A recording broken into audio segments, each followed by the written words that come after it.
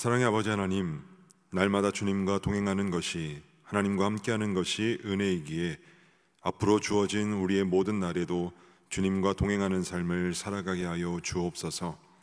마치 공기가 없으면 숨을 쉬지 못하고 솟아나는 물이 없으면 살 수가 없는 것처럼 우리 모두가 하나님 없이는 단 한순간도 살아갈 수 없는 존재입니다. 때문에 날마다 하나님을 놓치지 않고 살아가게 하여 주시옵소서. 예수님의 이름으로 기도드립니다. 아멘. 찬송가 489장 찬송하시겠습니다.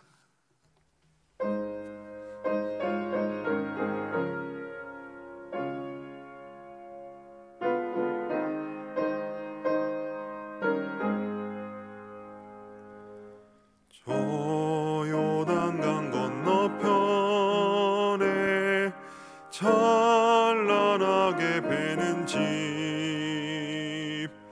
예루살렘 새 집에서 주의 얼굴 배우리. 빛난 하늘 그 집에서 주의 얼굴 배우리. 한량없는 영광 중에 주의 얼굴 배우리. 주가 내게 부탁하신 모든 일을 마친 후 예비하신 그 집에서 주의 얼굴 배우리. 빛난 하늘 그 집에서 주의 얼굴 배우리. 한량없는 영광 중에 주의 얼굴 배우리.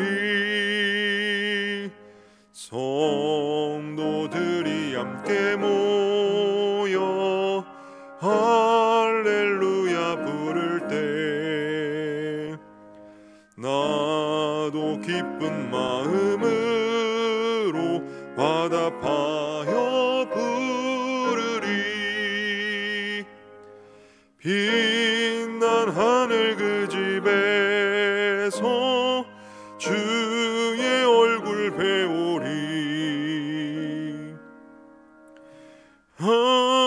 한량없는 영광 중에 주의 얼굴 배우리.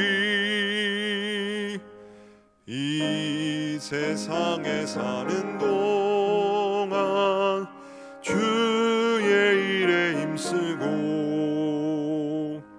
썩을 장막 떠날 때에 주의 얼굴 배우리. 빛난 하늘 그 집에서 주의 얼굴 배우리.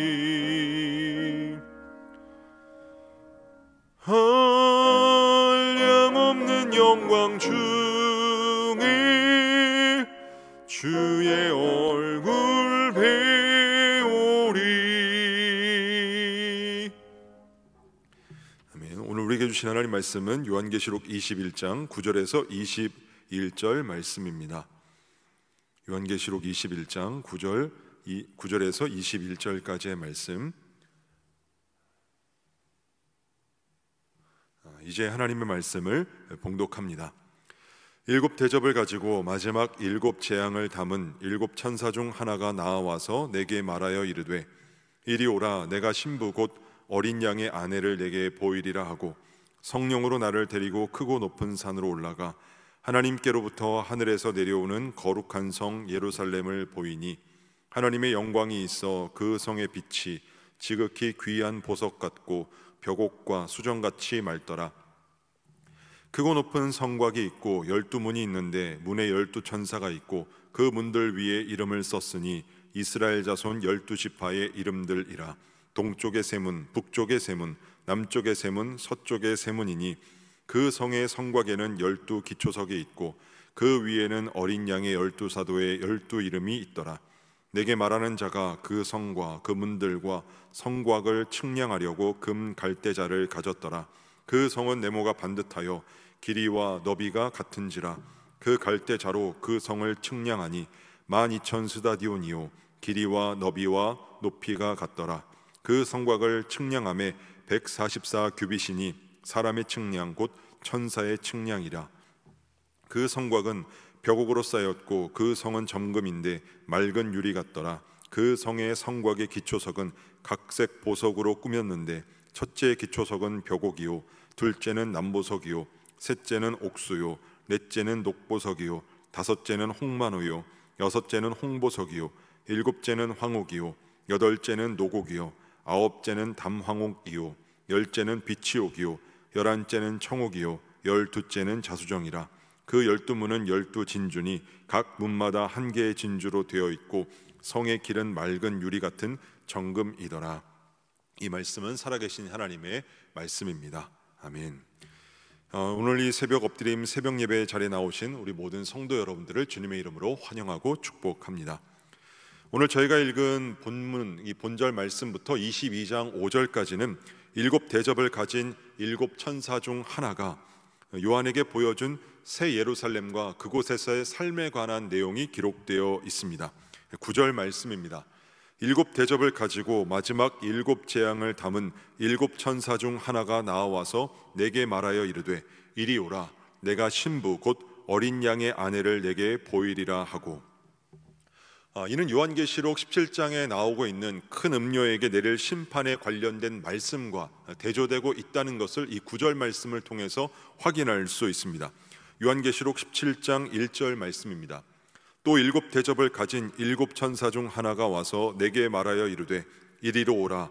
많은 물 위에 앉은 큰 음녀가 받을 심판을 내게 보이리라. 자, 이 요한계시록 17장에서 심판받을 큰 음녀에게 말하는 이는 오늘 본문에 나오는 7 대접을 가진 7 천사 중 하나입니다. 오늘 본문 9절에서 어린 양의 아내, 이 신부에 대해서 소개하는 이도 7 대접을 가진 7 천사 중 하나입니다. 17장에서 큰 음녀는 곧 바벨론이라는 것을 알 수가 있는데, 그렇다면 17장과 본문은 7 대접을 가지고 마지막 7 재앙을 담은 7 천사 중 하나가 음녀 바벨론의 멸망과 신부 새 예루살렘의 도래라는 이중적인 결론을 유도하고 있다는 것을 알 수가 있습니다. 한 천사가 대조되는 두 환상을 보여주고 있다는 것에는 큰 의미가 있다고 할 수 있습니다. 이는 음녀 바벨론에 대한 성의 심판과 어린 양의 아내 새 예루살렘 성에 대한 구원이 따로 떨어져 있는 것 같이 보이지만 별개의 사건이 아니라는 것을 말해주고 있는 것이기 때문입니다. 자, 이 본문에서 이제 핵심적인 이야기가 펼쳐지기 시작합니다. 2절 상반절입니다. 또 내가 보매 거룩한 성 새 예루살렘이 하나님께로부터 하늘에서 내려오니, 이 거룩한 성 새 예루살렘이 하늘에서부터 내려오는데 이 이야기가 쉽게 이해되지 않는 부분이 있습니다. 이 성은 사람이 살고 있는 살아가는 그런 도시를 가리킨다고 할 수 있습니다. 고대 사회에서 사람들은 성을 쌓고 그 안에서 문화와 문명을 이루며 살아갑니다. 근데 성경이 묘사하고 있는 성, 이 도시는 하나님을 배반하고 하나님에게 대적하는 모습이었습니다. 이 성경에 언급되고 있는, 성경에서 기록하고 있는 가장 먼저 나오고 있는 성은 에녹성입니다.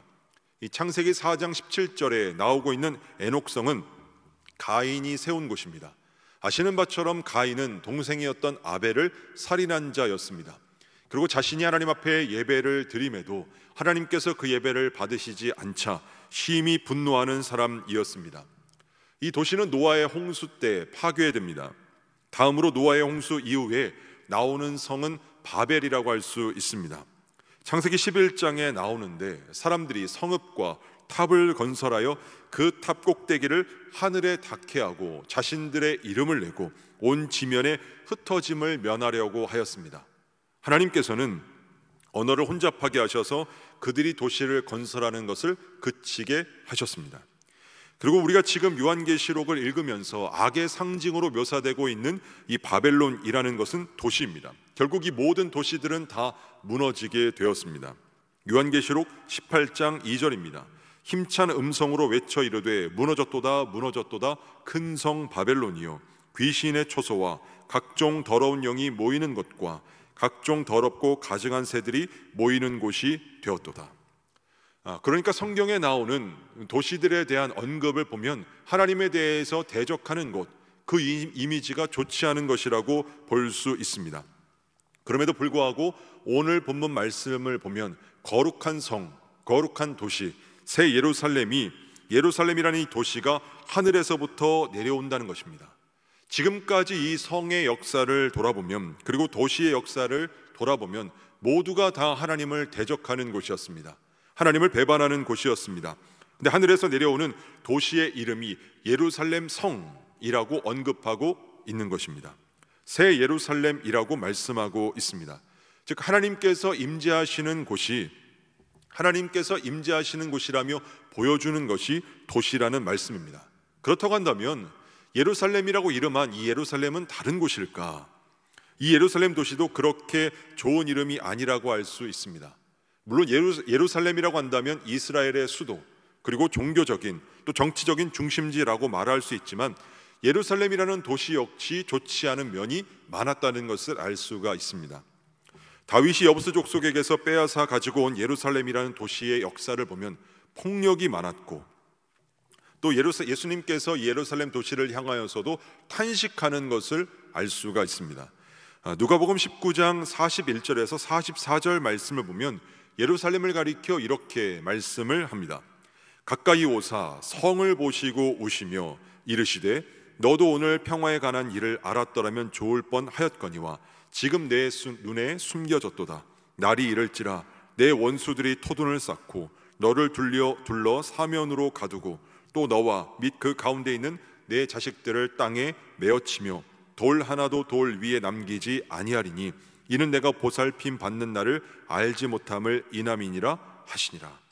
예루살렘 도시에 대한 예수님의 탄식의 말씀입니다. 마태복음 23장 37절에서 38절까지의 말씀에도 이와 같은 말씀이 기록됩니다. 예루살렘아 예루살렘아 선지자들을 죽이고 내게 파송된 자들을 돌로 치는 자여, 암탉이 그 새끼를 날개 아래 모음같이 내가 내 자녀를 모으려 한 일이 몇 번이더냐. 그러나 너희가 원하지 아니하였도다. 보라 너희 집이 황폐하여 버려진 바 되리라. 구약 성경에 언급되고 있는 이 도시의 역사를 봐도 그렇고, 또한 예루살렘을 봐도 그렇고, 예수님의 말씀으로 봐도 그렇고, 하나님의 임재의 상징으로 내려오는 예루살렘이라는 이름이 사용되는 것도 그렇게 맞지 않는 것 같이 보입니다. 심지어 하나님께서 보내신 예수님을 잡아 죽인 곳도 예루살렘이었습니다. 피해 역사와 폭력의 역사가 가득한 곳이었습니다. 그렇게 좋은 이름이라고, 다시 내려오는 하늘로부터 내려오는 성의 이름이 예루살렘이 그렇게 좋은 이름이 아니라고 알 수 있습니다. 근데 이 예루살렘이 요한계시록 마지막에 어떻게 되고 있습니까? 하나님의 임재의 상징으로 언급되고 있습니다. 새 예루살렘 성이 내려온다는 것입니다. 왜 성경은 새 예루살렘 성이라는 이 성과 예루살렘이라는 이 이름을 사용하시는 것일까요? 자, 이 도시의 특징을, 이 성의 특징을 한번 보겠습니다. 11절에 보면 엄청난 영광이 빛납니다. 하나님의 영광이 있어 그 성의 빛이 지극히 귀한 보석 같고 벽옥과 수정같이 맑더라. 하나님의 영광이 이 성 안에 가득 빛나게 되었습니다. 해도 필요 없고 달도 필요가 없었습니다. 그만큼 하나님의 영광으로 밝게 빛나고 있기 때문이었습니다. 그 다음 이 성의 구조를 보겠습니다. 16절 말씀인데요, 그 성은 네모가 반듯하여 길이와 너비가 같은지라 그 갈대자로 그 성을 측량하니 12,000 스다디온이요 길이와 너비와 높이가 같더라. 길이와 너비와 높이가 같습니다. 이 정육면체임을 의미합니다. 여기 그 길이가 얼마나 된다고 묘사되고 있는가? 12,000 스다디온이라고 언급하고 있습니다. 1 스다디온은 약 190m 정도에 이릅니다. 그러면 12,000 스다디온이라는 것은 12,000 스다디온 곱하기 190m가 됩니다. 즉 한쪽 변의 길이가 23,000km 정도인 것이죠. 말씀은 이 수치를 보여줘서 크기가 얼마나 되는가, 이것을 보여주려 하는데 목적이 있는 것이 아니라 그만큼 반듯하다는 것, 그만큼 틈이 없다는 것, 그만큼 엄청난 성전이라는 말씀입니다. 그러니까 하나님의 임재가 얼마나 광대한지를 보여주고 있는 표현이라고 알 수 있습니다. 이어지는 새 예루살렘 성에 대한 모양을 보게 되면 12라는 숫자가 반복되고 있다는 것을 알 수 있습니다. 12,000 스타디온에도 12가 언급되고 있고 17절에 나오는 144 규빗도 마찬가지입니다. 12,000 스타디온은 12 곱하기 1000을 가리킵니다. 144는 12 곱하기 12입니다. 이 10이라는 숫자가 계속해서 언급되고 있습니다. 12는 이스라엘의 12지파를 가리키기도 하고 예수님의 12제자를 가리키기도 합니다. 그리고 12는 3과 4를 곱한 숫자이기도 합니다. 3은 성부, 성자, 성령을 가리키는 하늘의 수라고 한다면 4는 동서남북을 가리키는 땅의 수라고 할 수 있습니다. 즉 하늘과 땅을 곱한 완전수입니다. 그럼 이 완전수, 이 12를 사용해서 새 예루살렘을 계속해서 측량하고 있는 것입니다. 그리고 이 10이라는 숫자를 사용해서 새 예루살렘 성이 완전하다, 이런 의미를 담고 있다고 할 수 있습니다. 하나님께서 새 예루살렘 성이 완전하다는 것을 보여주기 위해서 의도적으로 12라는 숫자를 사용하신 것입니다. 그 다음으로 보석이 엄청나게 많이 기록되어 있습니다. 18절 이하에 보석의 종류들이 기록되어 있습니다. 보석은 빛이 납니다. 그리고 가치가 있습니다. 새 예루살렘 성이 이와 같다는 것입니다. 자, 하나님의 영광이 그 빛으로 가득하고 크기는 어마어마하며 틈은 없고 12라는 숫자로 완벽함을 보여주고 있는 이 새 예루살렘이라는 도시가 하늘에서 내려온다는 것입니다. 아무리 생각해봐도 하나님의 완벽한 임재에 어울리지 않는 에녹과 같은 도시, 바벨론과 같은 도시, 심지어 예수님을 죽인 예루살렘이라는 도시의 이름을 사용하면서 말입니다. 거기에다가 이 새 예루살렘의 더욱 과관인 모습이 무엇인가 하면 12문과 12기초석입니다. 이 12절 말씀인데요, 크고 높은 성곽이 있고 12문이 있는데 문에 12천사가 있고 그 문들 위에 이름을 썼으니 이스라엘 자손 12지파의 이름들이라. 문에 지금 무슨 이름이 써 있다고 말씀하고 있는가? 이스라엘의 12지파의 이름, 야곱의 아들들의 이름이 르우벤부터 시작해서 기록되어 있다는 것입니다. 그 다음 14절 말씀을 보면 그 성의 성곽에는 12기초석이 있고 그 위에는 어린 양의 12사도의 12이름이 있더라. 성곽에 있는 기초석에도 이름이 쓰여져 있는데 거기에는 예수님의 12제자의 이름이 기록되어 있다는 것입니다. 여러분이 새 예루살렘의 겉모습은 완벽합니다. 정육면체의 모습으로 흠이 하나도 없습니다. 그리고 12라는 숫자를 사용해서 완벽함을 보여줍니다. 하나님의 영광이 뿜어져 나옵니다. 빛이 가득합니다. 어둠이 없습니다. 보석으로 충만합니다. 그런 하나님의 온전한 임재를 상징하는 모습이 도시입니다. 근데 그 도시가 참 어울리지 않게도 하나님의 이름을 배반했던 도시입니다. 하나님을 대적했던 도시입니다. 예루살렘이라는 도시도 마찬가지였습니다. 그리고 12지파의 이름을 동쪽의 세문, 북쪽의 세문, 남쪽의 세문, 서쪽의 세문에다가 기록을 했고 기초석에는 12제자의 이름이 기록되어 있다고 하는데 이것 또한 쉽게 받아들이기가 어렵습니다. 창세기에 나오는 말씀을 가만히 보면 12지파, 이 야곱의 집안은 가장 최악의 집안이라고 할 수 있습니다. 모든 범죄가 다 그 안에서 일어납니다. 살인을 범하기도 하고 성폭행이 일어나기도 합니다. 서로 배신을 하고 야곱의 장자가 그 아버지의 첩 비라와 동침합니다. 그 집안의 내막을 보면 심각하다고 할 수 있습니다. 세속적인 집안인 것이죠. 그런 이스라엘의 12지파의 이름을 예루살렘 성의 12문에다가 기록을 해둔 것입니다. 그러니까 죄인들의 이름을 그 문에다가 기록을 해두었습니다. 게다가 12제자는 어떠한지 보십시오. 성곽의 기초석에도 예수님의 12제자가 기록되어 있는데 이 사람들도 12지파와 비교해 볼 때 그리 나을 것이 없는 사람들이었습니다. 예수님의 수제자라고 알려져 있는 베드로는 절대로 주님을 배반하지 않는다 말했음에도 불구하고 하루에 같은 날에 예수님을 3번이나 모른다고 부인합니다. 도마는 의심하는 사람이었고 마태는 세리였습니다. 그리고 그 외에 다른 이름들을 보시면 예수님의 제자들 가운데 다데오라는 사람이 있습니다.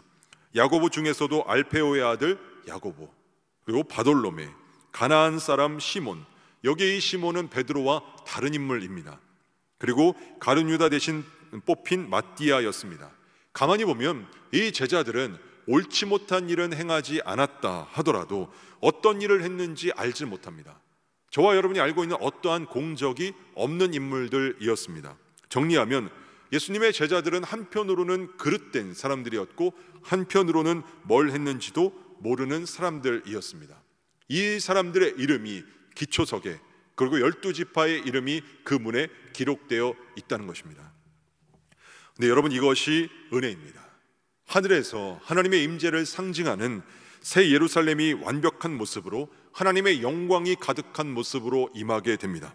그런데 하나님의 임재의 상징이 하나님을 배반했던 성, 하나님을 배신했던 도시입니다.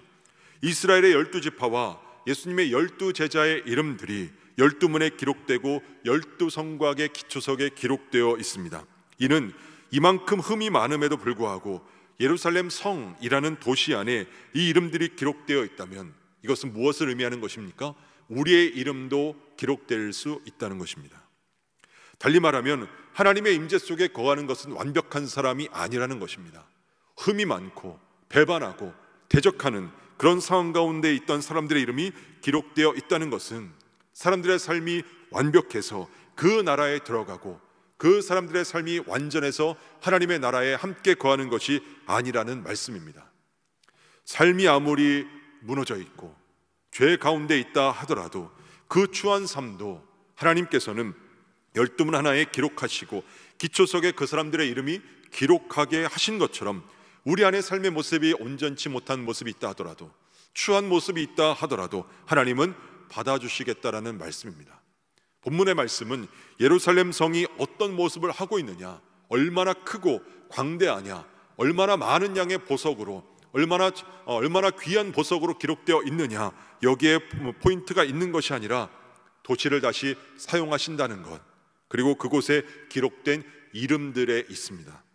사랑하는 여러분, 하나님께서 보시기에 완전한 사람은 없습니다.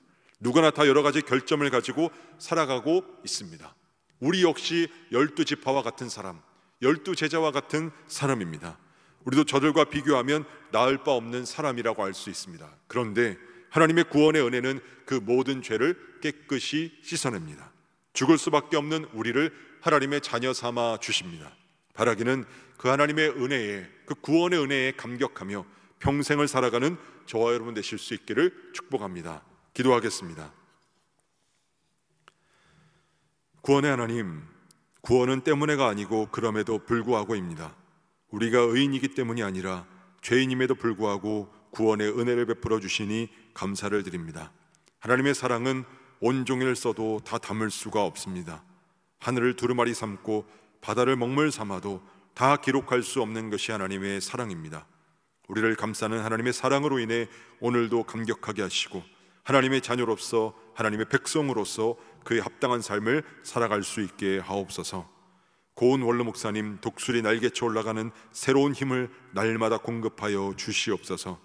허요한 담임 목사님을 통해 죽어가는 영혼들이 살아나게 하시고 삶의 소망을 갖는 이들이 넘쳐나게 하옵소서. 서시는 강단마다 예배가 살아나게 하시고 복음의 씨앗이 심겨진 곳마다 하나님의 때에 아름답게 열매 맺어 푸르른 그리스도의 계절이 오게 하여 주시옵소서. 혼란에 빠진 이 나라를 위해 기도합니다. 국민들이 우려와 걱정 속에 살아가고 있습니다. 우리가 바라는 나라는 혼란과 분열의 나라가 아닙니다. 하나님, 이 땅에 평화의 비를 내려 주시옵소서. 건강하고 안전한 나라로 다시 세워지게 하여 주시옵소서. 이 새벽에도 귀한 은금을 드린 손길이 있습니다. 이 물질이 생명을 구원하는 데 쓰이는 귀한 물질이 되게 하여 주시옵시고 드린 모든 손길을 축복하여 주셔서 사르밧 과부에게 기름과 가루가 마를 날이 없도록 축복하여 주신 은혜를 부어 주시옵소서. 이 시간 각자가 가지고 나온 기도의 제목이 있습니다. 그 기도마다 믿음으로 간구하게 하시고 친히 응답하여 주시옵소서. 예수님의 이름으로 기도드립니다. 아멘. 하늘에 계신 우리 아버지, 아버지의 이름을 거룩하게 하시며 아버지의 나라가 오게 하시며 아버지의 뜻이 하늘에서와 같이 땅에서도 이루어지게 하소서. 오늘 우리에게 일용할 양식을 주시고 우리가 우리에게 잘못한 사람을 용서하여 준 것 같이 우리 죄를 용서하여 주시고 우리를 시험에 빠지지 않게 하시고 악에서 구하소서. 나라와 권능과 영광이 영원히 아버지의 것입니다. 아멘. 우리 시간 기도하실 때 나라와 민족과 교회를 위해 그리고 오늘 말씀을 놓고 기도의 자리로 나아갑니다.